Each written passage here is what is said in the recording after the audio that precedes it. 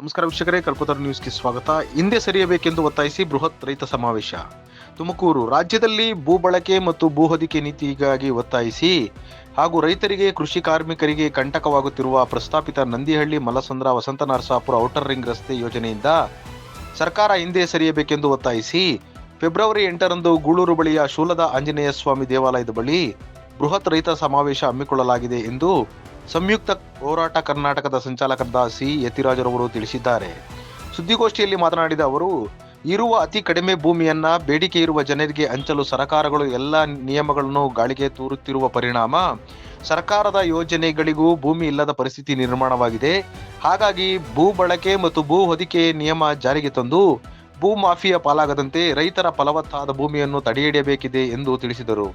ಇದೇ ಸಂದರ್ಭದಲ್ಲಿ ಮಾತನಾಡಿದ ಕರ್ನಾಟಕ ರಾಜ್ಯ ರೈತ ಸಂಘದ ಮತ್ತು ಹಸಿರು ಸೇನೆ ರಾಜ್ಯಾಧ್ಯಕ್ಷರಾದ ಎ ಗೋವಿಂದರಾಜುರವರು, ನಂದಿಹಳ್ಳಿ ಮಲಸಂದ್ರ ವಸಂತನರಸಾಪುರ ಪ್ರಸ್ತಾಪಿತ 44 ಕಿಲೋಮೀಟರ್ಗಳ ರಿಂಗ್ ರಸ್ತೆಗೆ ಸುಮಾರು 26 ಹಳ್ಳಿಗಳ 750ಕ್ಕೂ ಹೆಚ್ಚು ರೈತರ 765 ಎಕರೆ ಭೂಮಿ ವಶಪಡಿಸಿಕೊಳ್ಳಲು NHAI ಮುಂದಾಗಿದೆ.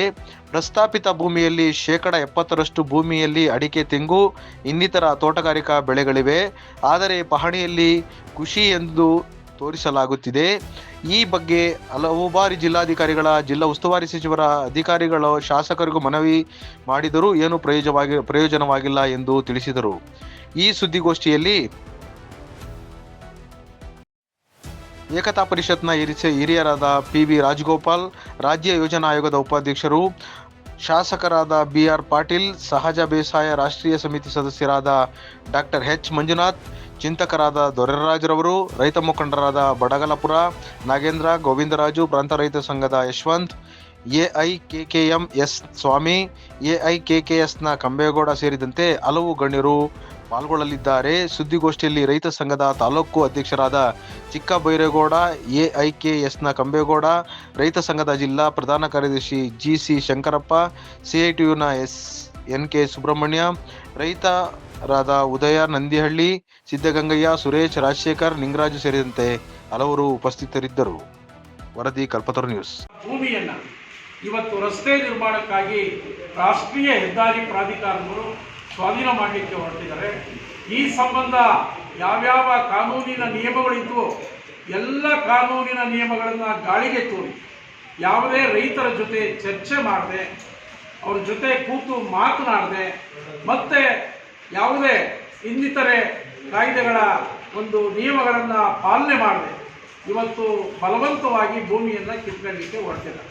ಈ ಸಂಬಂಧವಾಗಿ ಈಗಾಗಲೇ ನಂದಿಹಳ್ಳಿ ವಸಂತನರಸಾಪುರ ಭೂ ಸ್ವಾಧೀನ ವಿರೋಧಿ ಹೋರಾಟ ವೇದಿಕೆ ಮತ್ತು ಸಂಯುಕ್ತ ಕರ್ನಾಟಕದ ಸಂಘಟನೆಯಡಿಯಲ್ಲಿ ಬರ್ತಕ್ಕಂಥ ಎಲ್ಲ ಸಂಘ ಸಂಸ್ಥೆಗಳ ನೇತೃತ್ವದಲ್ಲಿ ಭಾಳಷ್ಟು ಹೋರಾಟಗಳಾಗಿದೆ.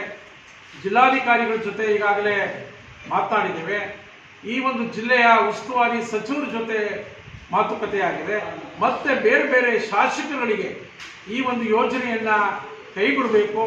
ಸಾವಿರಾರು ರೈತರಿಗೆ ಅಪಾಯ ಆಗ್ತಕ್ಕಂಥ ಸುಮಾರು ಒಂದು 500 ಎಕರೆಗಿಂತಲೂ ಹೆಚ್ಚು ಅಡಿಕೆ ತೋಟ ಇರ್ತಕ್ಕಂಥ ಭೂಮಿಯನ್ನು ಸ್ವಾಧೀನ ಮಾಡಬಾರ್ದು ಅಂತಕ್ಕಂಥ ವಿಚಾರವನ್ನು ಈಗಾಗಲೇ ನಾವು ಸರ್ಕಾರಕ್ಕೆ ಮತ್ತು ಸಂಬಂಧಪಟ್ಟಂಥ ಶಾಸಕರು, ಸಚಿವರು, ಜಿಲ್ಲಾಡಳಿತಕ್ಕೆ ತಿಳಿಸಿದ್ದೀವಿ. ಈಗ ಮುಂದುವರಿದ ಭಾಗವಾಗಿ ಏನು ಇದೇ ರೀತಿ ಭೂಮಿಯನ್ನು ಸ್ವಾಧೀನ ಮಾಡ್ತಾ ಹೊರಟ್ರೆ ಮುಂದಿನ ದಿನಗಳಲ್ಲಿ ತಿನ್ನುವ ಅನ್ನಕ್ಕೂ ಕಷ್ಟ ಆಗ್ಬೋದು ಅಂತಕ್ಕಂಥದ್ದನ್ನು ಸರ್ಕಾರ ಮನಗಾಣಬೇಕಾಗಿದೆ. ಇವತ್ತು ಏನು ಈ ಭೂಮಂಡಲ ಇದೆ, ಈ ಭೂಮಂಡಲದಲ್ಲಿ 72% ಭಾಗ ನೀರಿದೆ. ಇನ್ನು ಉಳಿದಿರ್ತಕ್ಕಂಥ 28 ಭಾಗ ಭೂಮಿಯಲ್ಲಿ 20 ಭಾಗ ಏನು ಕಾಡು, ಅರಣ್ಯ ಮತ್ತು ಮರಳುಗಾಡಿದೆ. ಉಳಿದಿರ್ತಕ್ಕಂಥ 10% ಭೂಮಿಯಲ್ಲಿ ಇಡೀ ಜಗತ್ತಿನ ಸುಮಾರು 800 ಕೋಟಿ ಜನಸಂಖ್ಯೆಗೆ ಆಹಾರವನ್ನು ಒದಗಿಸಬೇಕಾದಂಥ, ಬೆಳ್ಕೊಡ್ಬೇಕಾದಂಥ ಪರಿಸ್ಥಿತಿ ಇದೆ. ಇಂಥ ಒಂದು ಪರಿಸ್ಥಿತಿಯಲ್ಲಿ ಇವತ್ತು ಬಹುತೇಕ ರಾಷ್ಟ್ರಗಳು ಆಹಾರವಿಲ್ಲದೆ ಕಂಗಾಲಾಗಿರ್ತಕ್ಕಂಥದ್ದನ್ನು ನಾವು ನೋಡಿದ್ದೀವಿ.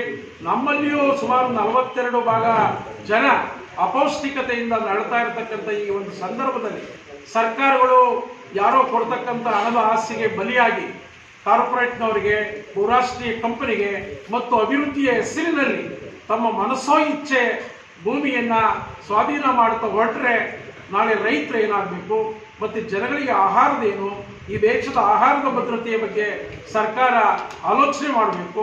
ಮತ್ತು ಕೃಷಿಯ ಮೇಲೆ ಅವಲಂಬಿತರಾಗಿರ್ತಕ್ಕಂಥ ಕೋಟ್ಯಾಂತರ ಕೃಷಿ ಕಾರ್ಮಿಕರು, ಜಾನುವಾರುಗಳು ಕತೆ ಏನು ಅಂತಕ್ಕಂಥ ಪ್ರಶ್ನೆ ಹೇಳ್ತದೆ. ಹಾಗಾಗಿ ಈ ಸಂಬಂಧವಾಗಿ ಒಂದು ಒಳ್ಳೆ ಎಲ್ರಿಗೂ ಬೇಕಾದಂಥ ಒಂದು ಭೂ ಬಳಕೆ ಮತ್ತು ಭೂ ನೀತಿಯನ್ನು ಸರ್ಕಾರ ಜಾರಿಗೆ ತರಬೇಕು.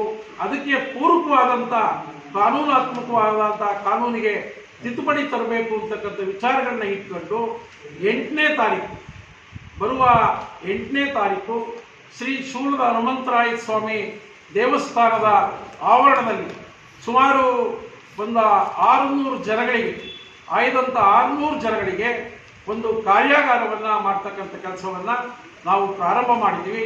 ಆ ಕಾರ್ಯಾಗಾರದಲ್ಲಿ ನಿರ್ಣಯಗಳಾಗ್ತದೆ. ಈ ಕಾರ್ಯಾಗಾರದಲ್ಲಿ ಏಕತಾ ಪರಿಷತ್ನ ಸದಸ್ಯರು ಮತ್ತು ಗಾಂಧಿ ಪ್ರತಿಷ್ಠಾನದ ಮುಖ್ಯಸ್ಥರಾದಂಥ PV ರಾಜಗೋಪಾಲ್ ರವರು ಈ ವಿಷಯವನ್ನು ಮಂಡನೆ ಮಾಡ್ತಾರೆ. ಈ ಒಂದು ಉದ್ಘಾಟನಾ ಸಮಾರಂಭದಲ್ಲಿ ಶಾಸಕರು, ಯೋಜನಾ ಆಯೋಗದ ಉಪಾಧ್ಯಕ್ಷರಾದಂಥ DR ಪಾಟೀಲ್ ರವರು ಮತ್ತು ಮೇಲ್ಕೋಟೆ ಕ್ಷೇತ್ರದ ಶಾಸಕರಾದಂಥ ದರ್ಶನ್ ಪುಟ್ಟಣ್ಣಯ್ಯನವರು ಭಾಗವಹಿಸ್ತಾರೆ. ಹಾಗೆ 2ನೇ ಗೋಷ್ಠಿಯಲ್ಲಿ ರಾಜ್ಯ ರೈತ ಸಂಘದ ಅಧ್ಯಕ್ಷರಾದಂಥ ಬಡಗಲಪುರ ನಾಗೇಂದ್ರಪ್ಪನವರು ಮತ್ತು ಪ್ರಾಂತ ರೈತ ಸಂಘದ ಮುಖಂಡರಾದಂಥ ಯಶವಂತ್ ಅವರು, ಅವರ ಜೊತೆಯಲ್ಲಿ ಅನೇಕ ಸಂಘಟನೆಗಳ ಮುಖಂಡರು, ರೈತ ಸಂಘಟನೆ, ಕಾರ್ಮಿಕ ಸಂಘಟನೆ ಮತ್ತು ಎಲ್ಲ ಸಂಘ ಸಂಸ್ಥೆಗಳ ಮುಖಂಡರು ಈ ಒಂದು ಸಂದರ್ಭದಲ್ಲಿ ಭಾಗವಹಿಸ್ತಾರೆ, ವಿಷಯ ಮಂಡನೆ ಮಾಡ್ತಾರೆ. ಈ ಒಂದು ಕಾರ್ಯಕ್ರಮವನ್ನು ಮಾಡಿ ಸರ್ಕಾರ ಯಾವುದೇ ಕಾರಣಕ್ಕೂ ಭಾಳ ಫಲವತ್ತಾದಂಥ ಸುಮಾರು ಸಾವಿರಾರು ಕುಟುಂಬಗಳ ಮೇಲೆ ಆಧಾರಿತವಾಗಿರ್ತಕ್ಕಂಥ ನಂದಿಹಳ್ಳಿ ಇಂದ ಮಲಸಂದ್ರ ಮಾರ್ಗವಾಗಿ ವಸಂತ ನರಸಾಪುರದವರೆಗೆ ಇರ್ತಕ್ಕಂಥ ಭೂಮಿಯನ್ನು ಸ್ವಾಧೀನ ಮಾಡಬಾರ್ದು. ಪರ್ಯಾಯವಾಗಿ ಈಗಿರ್ತಕ್ಕಂಥ ರಸ್ತೆಯನ್ನೇ ಅಗಲೀಕರಣ ಮಾಡ್ತಕ್ಕಂಥದ್ದು. ಮತ್ತು ಮತ್ತೊಂದು ವಿಚಾರವನ್ನು ನಾವು ಮುಂದಿಟ್ಟಿದ್ದೀವಿ. ಈ ರಸ್ತೆಗೆ ಸುಮಾರು ಒಂದು 200 ಅಡಿ ದೂರದಲ್ಲಿ ಸುಮಾರು ಈಗಾಗಲೇ 100 ವರ್ಷಗಳಿಂದ ನಕಾಶೆಯಲ್ಲಿ 100 ಅಡಿ ಅಗಲದ ರಸ್ತೆ ಗುಬ್ಬಿಯಿಂದ ದಾವಸ್ಪೇಟೆವರೆಗೆ ಇದ್ದರೂ ಸಹ ಅದನ್ನು ಬಳಕೆ ಮಾಡ್ಕೊಂಡೆ ಈ ರೈತರು ಅಭಿವೃದ್ಧಿ ಮಾಡಿರ್ತಕ್ಕಂಥ ಫಲವತ್ತಾದಂಥ ಭೂಮಿಯ ಮೇಲೆ ದಾಳಿ ಮಾಡ್ತಕ್ಕಂಥದ್ದು ಸರಿಯಾದಲ್ಲ. ಅಧ್ಯಕ್ಷರು, ರಾಜ್ಯ ಉಪಾಧ್ಯಕ್ಷರಾದಂತಹ A. ಗೋವಿಂದರಾಜ್ ಅವರಿದ್ದಾರೆ. ಹಾಗೆ C. ಯತಿರಾಜ್ ಅವರು ಹಿರಿಯ ಪರಿಸರವಾದಿಗಳು ಮತ್ತು ಜಿಲ್ಲಾ ಸಂಯುಕ್ತ ಕಿಸಾನ್ ಮೋರ್ಚಾದ ಜಿಲ್ಲಾ ಸಂಚಾಲಕರು ಅವರು ಉಪಸ್ಥಿತರಿದ್ದಾರೆ. ಹಾಗೆ ರಾಜ್ಯ ರೈತ ಸಂಘದ ಶಂಕರಪ್ಪ ಇದ್ದಾರೆ.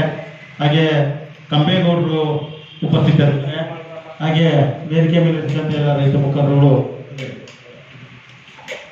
ಈ ಪತ್ರಿಕಾಗೋಷ್ಠಿಯನ್ನು ಉದ್ದೇಶಿಸಿ ಮತ್ತಿಗೆ ಯತಿರಾಜ್ ಅವರು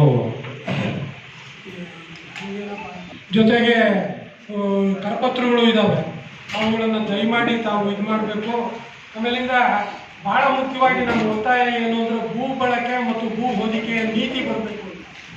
ಆ ನೀತಿ ಆಗೋವರೆಗೂ ಇದನ್ನು ತಡೆ ಹಿಡೀರಿ ಅಂತ, ಈ ಒಂದು ಇದನ್ನು ತಡೆ ಹಿಡಿಬೇಕು ಅಂತೇಳಿ ನಮ್ಮ ಒತ್ತಾಯ ಇರೋದು.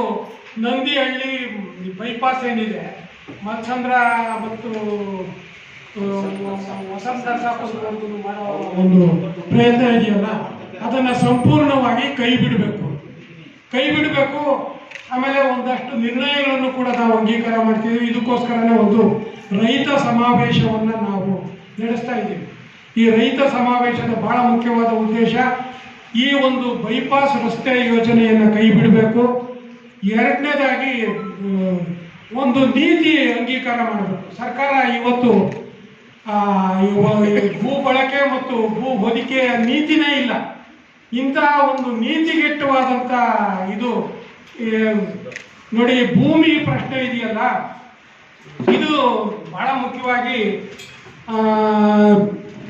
ಇದನ್ನ ನಾವು 2.8% ಭೂಮಿ ಇದ್ದೀವಿ. ಜಾಗತಿಕವಾಗಿ ನೋಡ್ಕೊಂಡ್ರೆ 2.8% ಮಾತ್ರನೇ ಭೂಮಿ ಇರೋದು. ಆದರೆ ನಮ್ಮಲ್ಲಿ ಜನಸಂಖ್ಯೆ ಎಷ್ಟಿದೆ ಅಂದರೆ ಜಾಗತಿಕವಾದ ಜನಸಂಖ್ಯೆ 16.8% ಇದೆ. ಹಾಗಾಗಿ ಅಪಾರವಾದ ಬೇಡಿಕೆ ಇದೆ, ಆದರೆ ಪೂರೈಕೆ ತುಂಬ ಕಡಿಮೆ ಇದೆ.